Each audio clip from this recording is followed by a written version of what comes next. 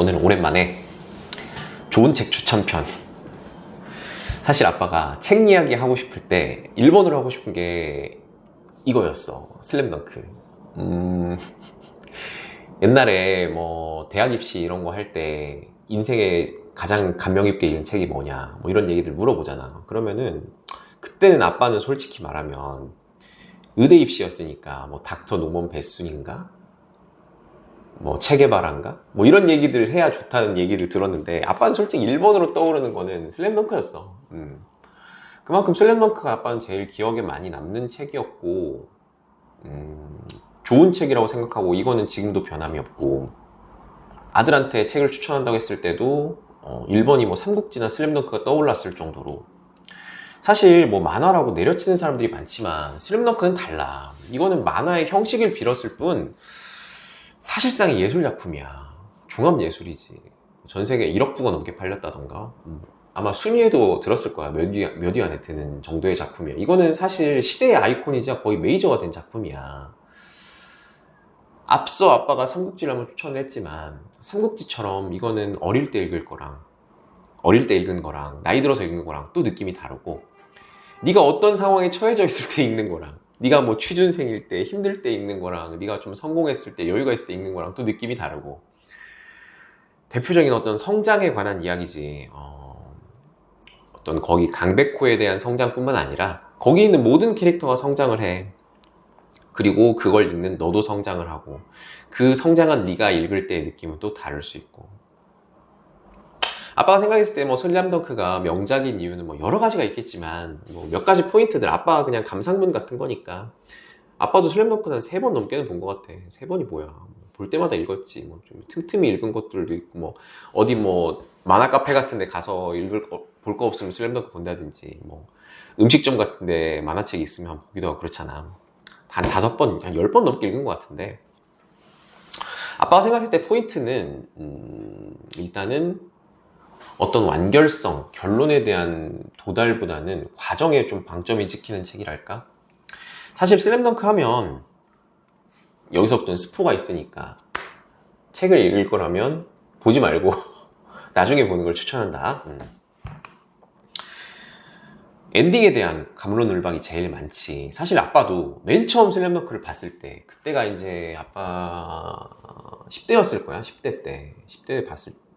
중학교 때인가 고등학교 때인가. 근데 그때 기억에도 무슨 엔딩이 이런가, 이건 후속작이 반드시 나와야 된다, 뭐 속편이 나와야 된다, 이런 얘기 있었는데, 그때 뭐 작가가 뭐 휠체어 농구 만화 그린다면서 뭐 얘기가 없어가지고 실망을 되게 많이 했었는데, 지금은 생각이 달라. 그러니까 내가 어떤 그때까지만 해도 이건 슬램덩크를 그러니까 일반적인 인생에 관한 만화라고 생각하지 않고 그냥 스포츠 만화, 그동안 많이 읽었던 어떤 소년 만화, 이런 정도로만 생각을 하는 거지. 그러니까 어떤 용사가 뭐 마왕을 쓰러뜨리고 끝난다, 뭐 주인공이 우승을 하고 끝난다, 뭐 이런 어떤 클리셰만 생각을 하니까 이 엔딩이 마음에 안 드는 건데, 지금 아빠 40세 입장에서 진짜 현실적으로 생각하는 걸 얘기해 줄까? 이거 어쨌든 고등학교 농구잖아. 고등학교 농구 대회에서 우승을 한다고 거기 있는 주인공들이 다른 삶을 살게 될 확률이 몇이나 될까? 한번 생각해봐봐. 고등 농구 대회에서 우승을 한들 거기에서 실제로 프로에 뽑혀가는 사람, 프로에 가서 성공을 하는 사람 몇이나 될까? 저희도 아빠 얘기했지만, 공구 관련한 영상 찍을 때 그런 얘기 했잖아. 모두가 페이커를 꿈꾸지만 대부분 사람은 연봉 1,000만 원도 안 되고 연습생에서 끝난다고. 이걸 우승까지 보여주면 오히려 별로인 거야. 이게 우승해서 끝냈으면 소년 농구 만화인 건데, 우승을 하지 않고 거기서 끝났기 때문에 오히려 인생을 그린 만화가 된 게 아닌가, 이런 생각을 드는 거지. 강백호가 그 과정까지 가면서 연습을 한 게 있잖아. 처음에는 뭐 드리블도 하기 싫어하고 뭐 슬램덩크는 하겠다고 화려한 덩크만 꿈꾸면서 들어왔지만, 얘가 이제 바스켓맨이 되는 과정을 그리잖아. 재미없지만 레이업슛도 배우고 패스하는 것도 배우고, 거기서 정말 싫어했던 서태웅이랑 마지막 하이파이브까지 하면서도 성장을 계속 하지.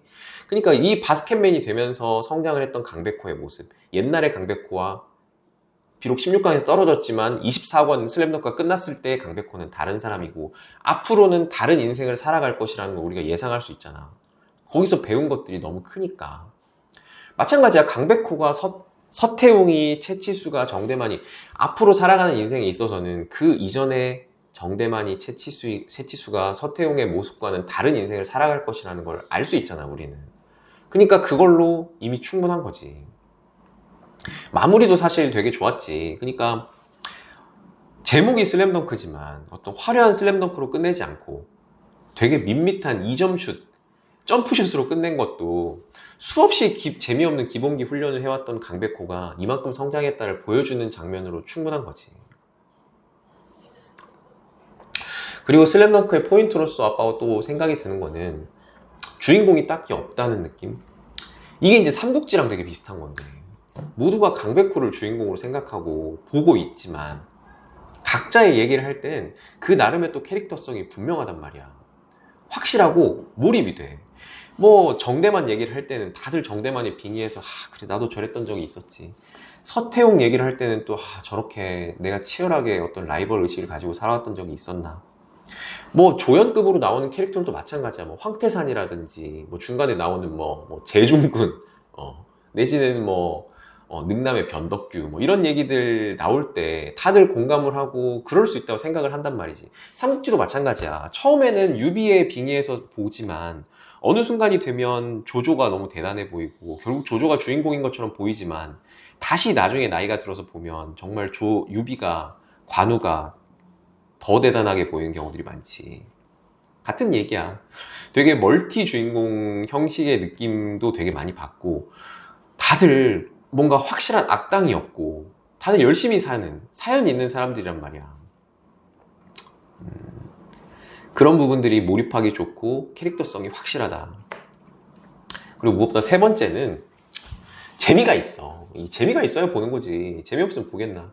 수없이 많은 명대사들 지금 생각하는 것만으로도 뭐 안 선생님 농구가 하고 싶어요 뭐 이런 거라든지 뭐 신현철은 도미 너는 뭐였더라 진흙투성이가 되라 뭐 이런 거라든지 정말 좋아합니다 이번엔 진심이라고요 뭐 이런 거 뭐 놓고 온다 왼손은 거들 뿐. 적어도 이 수없이 많은 명대사들, 적어도 이 슬램덩크를 기억하는 지금 어른들이 대부분 슬램덩크를 기억하고 있고 많은 사람들이 알고 있잖아. 이 기억하는 사람들이랑 같은 기억을 공유하고 어떤 밈을 이해하고 명대사를 이해하고 대화를 나눌 거리가 생긴다는 것만으로도 슬램덩크라는 작품은 읽을 가치가 충분하다고 생각한다. 뭐 이건 애니도 많이 나와 있고 만화책으로도 볼 수 있고 만화책도 뭐 완전판, 옛날판 뭐 요즘에는 인터넷으로도 볼 수 있지. 어떤 형식을 따라도 상관없으니까 한 번쯤 봐도 좋을 것 같다. 그리고 책이 잘 안 읽혀지고 책 읽는 습관이 아직 안 든 사람이라면 오히려 만화책으로 입문을 하는 것도 괜찮지 않을까. 이건 만화책이라고 깎아 내리치기에는 너무나 좋은 작품이야. 채훈이도 한번 꼭 봤으면 좋겠다.